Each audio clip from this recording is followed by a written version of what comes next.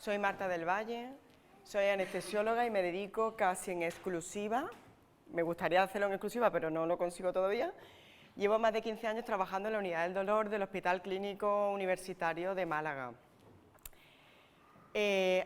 Afortunadamente, nosotros empezamos a tratar, cuando yo era muy pequeñita, era residente con mi antiguo jefe, tratábamos muchísimos enfermos oncológicos y actualmente no. La mayoría de nuestros enfermos, las unidades de dolor, no están para cuando uno, lo mismo que pasa con cuidados paliativos, que hay que definir ese concepto, ¿no? Que también hice un curso y me llamó mucho la atención.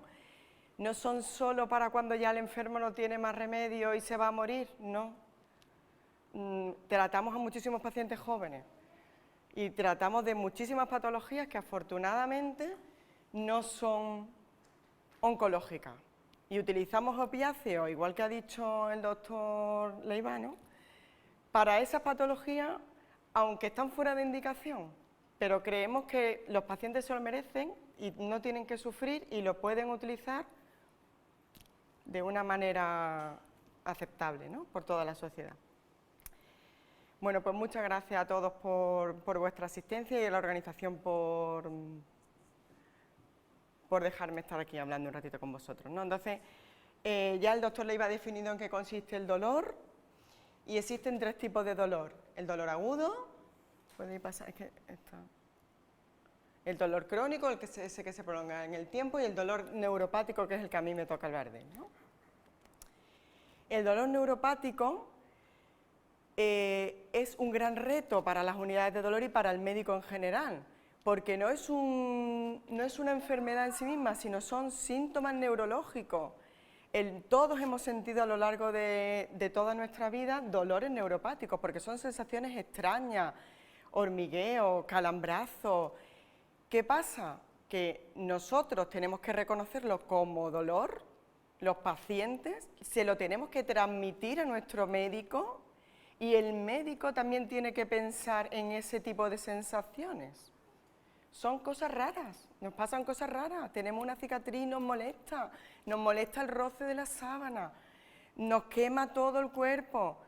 Entonces el médico nos tiene que preguntar por eso y el dolor neuropático es un gran reto para el médico, porque lo más importante es diagnóstico precoz lo antes posible, el tratamiento lo antes posible, para que esa sensación periférica de la que hablaba el doctor Hidalgo no suba al cerebro y en el cerebro se mantenga a lo largo del tiempo y se haga irreversible y ya no tenga remedio. Esa es nuestra gran lucha. Y a nosotros nos piden que salgamos a hablar con pacientes, que salgamos a hablar desde nuestro hospital, que nos encanta estar allí, pero también tenemos que salir a hablar con nuestros pacientes y con nuestros médicos de atención primaria para decírselo, que hay que diagnosticarlos pronto, que nos lo tienen que enviar pronto. Cuanto antes se envíen, antes tendrán solución estos enfermos. Si no, cuando nos llegan y llevan tanto tiempo en listas de espera, tenemos que decirles muchas veces que el dolor neuropático es complicado de tratar y que a lo mejor se va a prolongar en el tiempo y que a lo mejor tampoco tiene ese tratamiento tan esperado, ¿no? Bueno, yo creo que ya he hablado un poquito más de la cuenta. El dolor neuropático es una lesión del sistema nervioso, es un síntoma y hay dos tipos. El dolor por desdiferenciación y el síndrome de dolor regional complejo, o a lo mejor lo conocéis más todos por síndrome de Sudeck, quizás habéis oído hablar alguna vez de él, ¿no? El síndrome... ¿Pasa más? Es que yo creo que lo podías poner un poquito más rápido. Existen dos tipos de síndrome de Sudeck o síndrome de dolor regional complejo, aquel donde se evidencia una lesión nerviosa, pero hay otros donde no tenemos relación con una lesión nerviosa, no la vamos a encontrar nunca, ¿no? ¿Qué cuentan los pacientes? Pues sensación quemante, cambios de coloración de la piel se pone más tensa, la mano o una pierna nos suda mucho, hay alteraciones tróficas, se nos caen las uñas, se cae el pelo, hay atrofias musculares, rigideces, cosas que no es dolor en sí mismo, son otras sensaciones más extrañas, ¿no?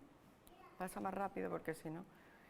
Y el dolor por desdiferenciación, Pues está debido a lesiones agudas en nervios, son dolores indescriptibles que aparecen meses o semanas después de que aparezca la lesión, y el paciente lo relaciona como, o sea, te dice que son sensaciones quemantes, eléctricas, que te toca y no lo notas, está anestesiada la zona, o el roce te molesta, todos esos síntomas. Pasa más rapidito. La prevalencia varía mucho en todos los estudios que vemos, entre el 2 y el 20%. Hay estudios en atención primaria que son el 10% de todas las consultas, incluso el 20% si hablamos de dolor neuropático asociado a dolor crónico. Un 4% de todas las consultas de neurología aparece dolor neuropático según el estudio Prevadol, y en las unidades de dolor llega a ser, forma parte del 16% de todas las consultas, incluso llegando a un 30% de todos los pacientes que nos llegan a nuestras consultas, ¿no? La mayoría de las enfermedades que forman parte, la mayoría de las enfermedades que tienen dolor neuropático, en el estudio MIC se ve que son la neuralgia posherpética, el dolor posoperatorio y la neuropatía diabética. Hablando de eso, el reto de que esa sensibilización periférica no se convierta en una sensibilización central, ¿no? Eso ya lo he comentado todo. Es un gran reto. Hay muchos pacientes que se ven sometidos a tratamientos de prueba y error, a tratamientos escalonados que no tienen ningún beneficio, y este dolor lo que vemos que es infradiagnosticado e infratratado. Pasa, pasa, eso ya lo hemos comentado. Pasa, pasa. ¿Cuáles son estas patologías que tienen síntomas neuropáticos? Compresiones nerviosas, secciones de nervio, estiramiento, isquemia. ¿Dónde lo vemos principalmente? Seguro que esta patología la habéis padecido alguna vez o alguno de vuestras familias lo han tenido. Neuralgias posherpéticas. El paciente ha tenido un herpes, se le quita el herpes, pero sigue con mucho dolor en la zona. Síndrome de túnel del carpo, que seguro que muchos los habéis oído o os habéis operado de ellos. Dolores postquirúrgicos, una cicatriz que se ha curado, pero tenemos sensaciones raras y extrañas y nos sigue molestando meses o incluso años después de habernos operado. El síndrome de dolor regional complejo, polineuropatía diabética. Y esto, gracias a Dios, otras cosas más raras, como son procesos tumorales, metabolopatía o neuralgias asociadas a infecciones. ¿Se pasa más rápido? Sí.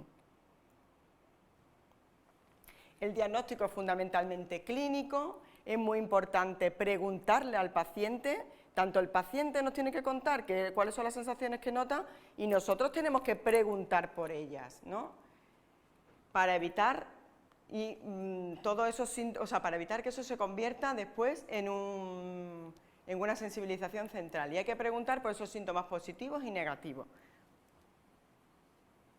Vale, que te hagas si tú me pasas, perfecto. En términos coloquiales, pues el paciente nos va a contar que tiene distintas sensaciones extrañas y nosotros las vamos a convertir en esos términos científicos que aparecerán después en un informe, para que lo entendáis. Las parestesias, que son sensaciones parecidas a hormigueo, la disestesia, son sensaciones extrañas como vibraciones. Luego otros síntomas que los evocamos nosotros al explorarlo, pues cuando me roza algo me duele, o la alodinia, si las cosas normales me duelen más de lo habitual, ¿no? O los síntomas negativos, que son, pasa la diapositiva, la hipoalgesia, que siento menos la zona cuando me toco, o incluso no la noto nada, que es la anestesia total de la zona, ¿no? Pasa más rápido. Bueno. Pasa. Podemos explorar al paciente con cosas que tengamos específicas en la consulta o con cualquier cosa que tengamos a mano, alfileres, filamentos, un pincelito, un algodón, un bote que esté frío. cualquier herramienta que tengamos a mano nos puede servir, ¿no? Y hablaros un poquito de esto. Hace varios años se planteó que no había ninguna... Cuando llegas a la unidad del dolor podemos pasar escala, preguntar cuánto te duele de 0 al 10, pero no había escala específica para diagnóstico del dolor neuropático. Entonces se planteó un estudio que era la validación de una escala a nivel español, que empezó como un screening tool y pasó a ser posteriormente el diagnostic tool. Entonces esto es, quería hablaros aquí la importancia de la colaboración de los pacientes con los médicos. Si vosotros no colaboráis, pues nosotros al final no vamos a tener evidencia científica para poder tener esta serie de cosas, ¿no? Estas escalas que nos sean útiles. Y esta escala, la idea es que una vez que se publicó, se ha llevado a todos los centros de salud para que los médicos de atención primaria la tengan disponible y lo puedan diagnosticar rápidamente. ¿Bien? Se diagnostica con cualquier cosa que tengamos en la consulta, pasa, y podemos hacer otras pruebas, pero que muchas veces no encontramos una lesión evidente. Se pueden hacer estudios de imagen, biopsias cutáneas, pero muchas veces no son positivas, ¿no? Bueno, esto es lo que os he comentado de la escala que nosotros validamos, que es el Diagnostic Tool, en el que participaron numerosos... ¿Qué pasó yo? Estaba validada por todas las sociedades científicas. El estudio era pasar del Screening Tool al Diagnostic Tool, ese era el objetivo principal del estudio. Pasa. Participamos en numerosos centros, en Menorca no, pero en Mallorca sí que hubo un hospital que participó, en toda España. Cada paciente era evaluado por 2 especialistas, uno se pasaba la escala de dolor que ya existían previamente y las pruebas diagnósticas, y el segundo especialista pasaba el Screening Tool. Es una escala muy sencilla, solamente tiene 4 ítems, te habla de que si la historia del paciente sugiere una lesión nerviosa, si resulta coherente la distribución del dolor, es decir, tenemos un nervio dañado y el dolor se corresponde con la zona anatómica donde se encuentra ese nervio, si el examen neurológico muestra algún síntoma positivo o negativo de los que hemos hablado, de hipoestesia, parestesia, hormigueo, sensaciones extrañas, y si la zona delimitada es menor que una hoja de tamaño A4. Esos eran los 4 ítems que te ponía. Tiene unos criterios de inclusión y de exclusión, pasa nada.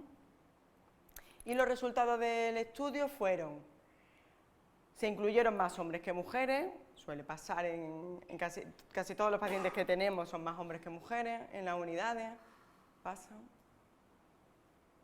La mayoría de las enfermedades que se estudiaron fueron la neuralgia posherpética, el síndrome de Suder, la neuralgia postraumática y las radiculopatías. Se concluyó que era específica y sensible, con lo cual se puede utilizar en toda la población.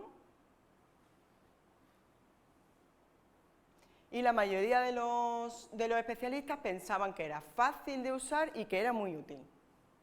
¿Pasa? Pues listo. Entonces se puede utilizar como una herramienta de diagnóstico útil para diagnosticar el dolor neuropático localizado. ¿Sí ya? Bueno, y ahora hablaros un poquito de dolor neuropático en distintos casos clínicos que seguro que en algunos veis reflejados, y ahí os hablo del diagnóstico y del tratamiento. El primer caso es una neuralgia posherpética, un señor de más de 60 años con una diabetes, un fallo hepático fulminante, que tiene un herpes zóster y que aparece en nuestra unidad varios meses después de sufrir el herpes, ¿no? Tiene una fase aguda que se trata con antirretrovirales y la ciclovira, ines y tramadol, y cuando le pasamos las escalas, pues tiene un EVA, que es cuando tú le preguntas al paciente ¿cuánto le duele de 0 a 10? Pues él dice que le dolía un 8, o sea, una intensidad de dolor bastante severa. Pasa. Se pasa a la herramienta de diagnóstico y concluimos que en todos los ítems son positivos, con lo cual diagnosticamos que tiene un dolor neuropático localizado. ¿Pasa? ¿Pasa otro? ¿Pasa? Esta es la escala. ¿Qué tratamiento se le pone? El tratamiento para el dolor neuropático va a ser multimodal, no lo vamos a poder tratar solo con un fármaco y hay que explicárselo a los pacientes. Vamos a necesitar muchas cosas y hay que tener paciencia, sobre todo cuando nos llegan a la unidad de dolor, que van a llegar después de muchos meses, no lo pronto que nos gustaría, ¿no? Entonces se le pone un antidepresivo, se le ponen anticonvulsivantes y se le pone un apósito de un anestésico local, que el paciente tiene que ponerse en su casa cada 12 horas. Con esto a los 15 días se revisa, ha mejorado ya esa intensidad del dolor que tenía 8/10, ahora tiene 4, a los 30 días se mantiene la misma intensidad del dolor, pero mejora el descanso nocturno, a los 2 meses el paciente refiere que ha abandonado el tratamiento, tiene alguna molestia, pero en general está mejor y a los 3 meses se le da de alta. ¿Pasa? La conclusión es que lo importante es el tratamiento precoz para evitar la sensibilización central, que favorecería la cronificación del dolor, y un uso de una analgesia multimodal. Bueno, este caso es un dolor crónico tras una prótesis de una paciente que se ha operado de una prótesis de rodilla, ¿no? Aparece en la unidad, la anterior, por fin, aparece en la unidad del dolor 16 meses después de la intervención quirúrgica, es una enferma con una obesidad moderada, hipertensa, diabética, tiene un dolor crónico previo a la prótesis de rodilla de 4 años de evolución que ha sido maltratado, bastante maltratado. Es una pena que a mí hay compañeros que parece que el dolor ajeno no nos duele. Eso es un problema, ¿no? Y incluso hablando, por ejemplo, de la fibromialgia, yo hay pacientes mías que le he dicho, por favor, no digas que tiene fibromialgia, porque si tienes fibromialgia, pero además tienes una hernia discal, nadie te va a tratar. Y entonces habrá que explicarle, yo le explico a mis pacientes, cuando empiezas que me duele todo, muy bien, pero te duele todo, pero además de todo, ahora mismo te duele la pierna y se te va hasta el dedo del pie. Entonces tienes una hernia, hay que tratar la hernia y tienes que distinguir el dolor de me duele todo el cuerpo a me duele la hernia. Y eso sí hay que tratarlo y hay que infiltrarlo. Y es como, me duele todo, pero se me rompe un hueso, lo tengo que operar, pues es que esto es igual.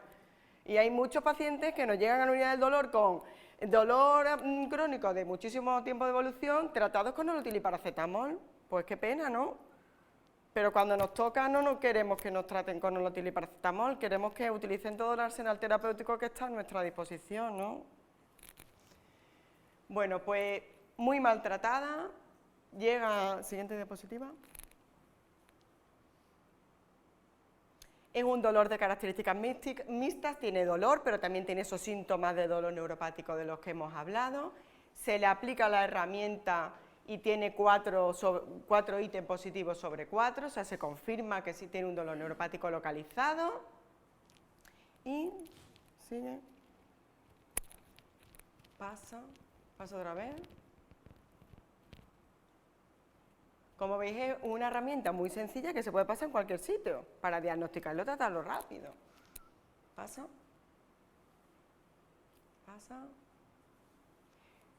Esta carita, quizá la habéis visto alguna vez, ¿no? Esta es una escala, la escala visual del dolor, la escala visual analógica, que se le pone a los pacientes para que digan cómo se encuentran, cuánto les duele. Y las escalas sirven para ver evolución en el diagnóstico y en el tratamiento. Es muy importante que colaboréis y que penséis, estoy muy mal y estoy muy mal de verdad y doy un 10, pero cuando me mejoro estoy un poquito mejor y ya no doy el 10, ya doy el 7 o doy el 5. Y sirven para evaluar la finalidad del tratamiento, si es eficaz o no, ¿no? A esta señora que se ha operado de la prótesis de rodilla, que acude con dolor, se empieza con tratamiento opiáceo, se le asocian anticonvulsivantes como la pregabalina, se suspenden los antiinflamatorios y se le pauta este apósito de lidocaína versátil, no sé si lo conocéis, que hemos visto en el anterior caso clínico. Mejora con todo esto. Un inciso, se le coloca el parche de lidocaína en casa, pero también se le aplica un parche específico que solo se aplicaba hasta ahora mismo en las unidades de dolor y ahora ya lo pueden aplicar los médicos de familia, que es el parche de capsaicina. Se aplica una vez cada 3 meses, el tratamiento dura 2 horas en nuestra unidad y el paciente se va y no tiene que volver hasta los 3 meses. Con todo este tratamiento multimodal, la paciente pasa de un EVA de 7 a un EVA de 4. A pesar de eso, no nos quedamos contentos y aplicamos otra terapia más, que era el cuarto escalón del que hablaba el doctor Hidalgo, que son las terapias intervencionistas. Le proponemos a las pacientes que para que termine de mejorar el dolor, hacerle radiofrecuencia de los nervios. Eso es llegar a esos nervios con una agujita, aplicar un calor para transformar ese dolor en otra sensación y quitarle el dolor. Hay pacientes que quieren y otros que no quieren ese tipo de infiltraciones, pero la verdad que va muy bien. Tras realizar esa radiofrecuencia, la paciente dice que su dolor se reduce a 2. Con lo cual podemos también reducir la dosis de opiáceos que habíamos puesto previamente. ¿Pasa? Otro caso, un dolor por cicatriz posquirúrgica. Un paciente que se ha operado de una hernia, tiene al principio de la intervención un dolor agudo debido a esa intervención quirúrgica, se le pauta tratamiento en el hospital. ¿Pasa? Tras pasado un mes aparece la unidad del dolor, continúa con dolor en la zona de la cirugía, tiene un EVA de 6 y tiene esas sensaciones raras, ¿no? Sensaciones eléctricas, hormigueo, que no nota la zona, todas esas sensaciones que tenemos que describir. Se le pasa el test, da positivo en todos los ítems también. Pásalo, pasa. Qué lento, ¿no?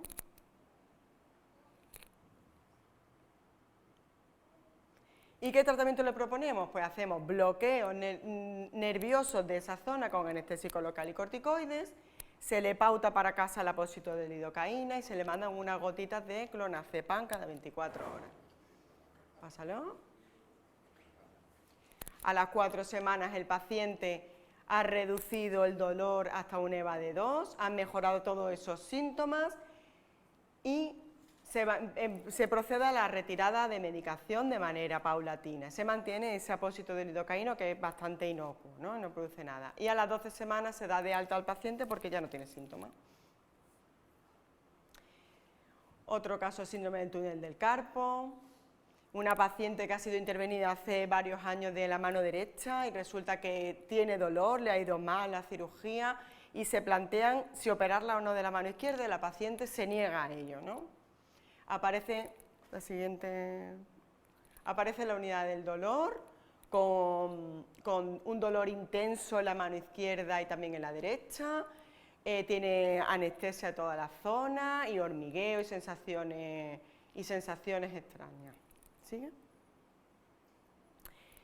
Le pasamos nuestro test y también da positivo en todos los 4 ítems, con lo cual lo diagnosticamos de un dolor neuropático localizado. Y pautamos tratamiento. Ponemos en la mano no operada el apósito de lidocaína y en la mano operada el apósito de capsaicina, ese que decíamos que lo poníamos en la unidad del dolor, pero que ya se puede poner en los centros de salud. Se pone una vez y dura entre un mínimo de 3 meses. A las 4 semanas la paciente ha mejorado bastante, se ha reducido el EVA y a las 12 semanas mejora mucho más y se quita todo el tipo de tratamiento que tiene. Pues ya está. Y el síndrome de dolor regional complejo, que es mucho más difícil de tratar, que es el denominado por todos síndrome de Sude. Una mujer de 48 años que no tiene antecedentes de interés, tuvo una fractura de la muñeca hace 3 meses, se le retira el yeso y aparece en la consulta así, una mano distinta de la otra. ¿Y qué me pasa? Pues eso suele pasar mucho después de yesos mal posicionados. La paciente refiere un dolor intenso, 10/10. El dolor es quemante, le duele nada más que con el roce, empeora con la movilidad, la mano la tiene brillante, son todos los cambios tróficos que hemos visto, pues ha perdido el pelo, está dematizada, está brillante con cambios de coloración, más roja, la nota a lo mejor más caliente o más fría que la otra, todo eso pasa. Estamos ante un cuadro complicado, que es el síndrome regional complejo, de dolor crónico, con dolor espontáneo y evocado, desproporcionado a la lesión, ¿no? Con muchísimos cambios tróficos. Pasa. Oh, esto ya lo he quitado, bueno. Le pasamos nuestro Diagnostic Tool. Pásalo. ¿Y qué ocurre? Que nos encontramos ante un cuadro muchísimo más difícil de tratar, ¿no? En el síndrome regional complejo, más difícil, ¿no? Puede aparecer, ¿qué predomina? La osteoporosis, la inflamación, hay alteraciones motoras. Es muy complicado el diagnóstico y es muy complicado el tratamiento. No hay ninguna prueba que nos diga que tenemos esto. El diagnóstico es clínico y se hacen pues muchas pruebas, muchos tratamientos prueba-error y nunca vamos a llegar a un diagnóstico con esto, o casi nunca, ¿no? Pásalo. Le hemos administrado nuestra herramienta de diagnóstico, es positivo en los 4 ítems, igual que los anteriores, con lo cual ya está diagnosticada rápidamente y podemos tratarla. El tratamiento es un poquito más complicado, no es solo tratamiento médico, es más multimodal, psicológico, rehabilitador, educación al paciente. Tenemos que actuar un poquito más, ¿no? Ojalá que nuestras unidades de dolor fueran más multidisciplinares. Actualmente, por lo menos en la Comunidad Autónoma de Andalucía, se tiende a que tengamos muchas comisiones y que nos juntemos muchos especialistas, y una vez al mes, por ejemplo, se ha creado la comisión de lumbalgia y nos reunimos radiólogos, rehabilitadores, traumatólogos de la unidad de columna y los médicos de la unidad del dolor, con lo cual tenemos un espacio para tratar pacientes, comentar cosas nuestras, pero llevamos casos de pacientes específicos y se decide, igual que se decide en los comités oncológicos qué se hace con esos pacientes, pues qué se hace con pacientes con dolor crónico, que han probado muchas técnicas y no les va. Entonces, entre todos, se revisan todas las pruebas y se decide qué se hace con ellos. En esta paciente se inicia tratamiento con antiinflamatorio, con alendrónico, con opiáceos menores, se le ofrece un protocolo de lidocaína que la paciente no quiere y se le pone el apósito de lidocaína, que va muy bien. Y se inicia la rehabilitación, algo fundamental en el síndrome regional complejo. A las 4 semanas ha mejorado algo, pero no del todo, y se le ofrece la radiofrecuencia del ganglio estrellado. Por desgracia, no todo el mundo le gusta pincharse, es un poquito complicada porque es pincharla en el cuello, y entonces los pacientes no les gusta pinchar. A nosotros también, bueno, nos da nuestro reparo, pero es un tratamiento muy eficaz, con poco riesgo porque siempre se hace con algún sistema visual como una ecografía, con lo cual evitamos el riesgo de pinchar la arteria o la yugular. Y la verdad que es muy eficaz. Lo que pasa es que a los pacientes pues no les gusta y no aceptan muchas veces ese tipo de tratamientos, ¿no? Se pincha, se le retira el parche de lidocaína y a las 12 semanas vemos que el dolor está controlado, que ha recuperado la movilidad, que no existen cambios tróficos y se comienza a retirar toda la medicación, que también tiene sus efectos secundarios, ¿no? A mí me dicen que soy muy intervencionista, pero yo creo que soy intervencionista porque quiero que el paciente mejore pronto y que el paciente intente consumir los menos fármacos posibles, porque así tendrá muchos menos efectos secundarios. Bueno, y muchas gracias por vuestra atención y espero que sigáis colaborando con nosotros para seguir creciendo. Tengo una pregunta. ¿Cuál es el perfil doloroso que más se beneficia de la radiofrecuencia? Uy, tenemos muchos, ¿eh? Mira, hacemos radiofrecuencia de los nervios geniculados en pacientes previamente a operarse de rodilla. Pacientes que se han operado de rodilla le hacemos radiofrecuencia del safeno. Hacemos radiofrecuencias, a mi entender, los que menos se benefician son los pacientes con artrosis facetaria. Son los que menos. Se benefician mucho pacientes que tengan hombro doloroso y hacemos radiofrecuencia pulsada del supraescapular, que es mínimamente invasivo y es muy rápido. Quizás los que menos Los que menos beneficio obtienen a largo plazo son los pacientes con dolor de espalda y diagnosticados de artrosis facetaria, y los que más, toda la patología de nervio periférico mejora espectacularmente, ¿eh? Nervios del pudendo, cicatrices de hernias, no sé, que puede aplicar radiofrecuencia en muchísimos sitios, pero hombro doloroso ves quizá el que mejor se beneficia, ¿eh? Ves un beneficio espectacular. Pacientes que vienen con casulitis, que le pinchas el hombro, que después a lo mejor le hace una infiltración intraarticular.